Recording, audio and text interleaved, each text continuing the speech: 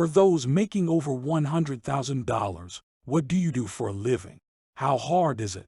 How hard was it to get there? Electrical engineer. The degree is very broad. But I'm personally in a lab all day validating and troubleshooting hardware components. The job pays well, relative to how much my college tuition cost $30,000 total. I normally put in 8.5 9-hour days and rarely work any weekends. The benefits are very good, get bonuses, stocks, etc. College is all mud and physics based, so it's not easy if that's not your thing. I'm pretty average though, just have a ton of drive and never gave up and made it through with a good GPA. I lot sacrifices and all-nighters in college for sure. In my last 12 years out of school, I've never once been stressed of not being able to find a job. You can go into anything from power distribution, to tech, to theoretical research with any degree. Bruh, I just stumbled into this shit.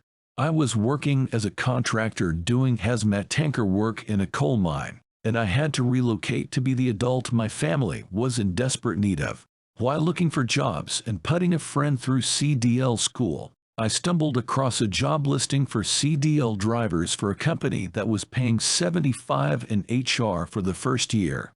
I was able to leverage my MSHA hazmat experience despite having zero specialized OTR work. It was some oddly specific shit that required permits and training I most certainly did not have. And boom, went from about 30 in HR to 75 an hour practically overnight. I prepared myself for massive pay cuts, huge surge in expenses, and living basically broke. And instead I was able to brute force 90% of my family's problems over a single year. The job opening was just dumb luck, and I just happened to fit the bill for experienced driver. It was an extremely lucrative position, the sort of position that 500 people apply for once every 5 years, and I just lucked out. I was one of 50 picked in a raffle from the list of applicants. I was one of maybe a dozen called back for a second interview. I was one of 3 that was able to clear the first 3 months trial run, and the only one that didn't get run off in the first year. I will never get this fucking lucky again. My advice, I guess, is to build up a diverse resume that shows specialization and utility, while also trainability and adaptability. I went in as an MSHA hazmat driver that specialized in extremely compromised road conditions with level 1 firefighter training and another 4 years of oil field work, basically driving a bomb. I had a lot of experience working explicitly dangerous equipment that no one else wanted to work, driving in conditions no one else wants to work in, working with material no one else wants to work in, and doing so without incident for a total of 7 years. I always took the opportunity to learn how to operate new equipment or learn new routes, and I jumped on any certification or license opportunity I could, hence the firefighter training. So when a really lucrative job showed up on my doorstep, I was able to clear the initial selection process and get my foot in the door. But beyond that, dumb fucking luck. I happened to find a job listing that would only be available for a few weeks out of 5 to 10 period window. I happened to get selected in the raffle. I happened to clear the top 10 list in the initial application process, and only a few others happened to have comparable experience. I will probably never get this lucky again. I practically won the lottery, and I doubt I could replicate it. I'd at a Fortune 5 company. I don't even know basic HTML, but I communicate well with people, work hard, and pay attention to the agile methodology of getting stuff developed. I'm basically the guy from Office Space who takes what the customers want and brings it to the developers to work on. I started at around $75,000 7 years ago and have gotten excellent annual reviews, which literally got me to an annual salary of $99,950. But then months later there was a competitive market adjustment that bumped up my salary by 25%. I had to pick my jaw up off the floor. Big Law Publicam, and I help publicly traded companies buy other publicly traded companies. $370,000 base salary with a $105K annual bonus market comp. For a 6th year, the job was very hard to get. I went to an elite law school and the job was highly sought after, Extremely competitive. The job is also a major grind. Long hours, no vacations, constant stress.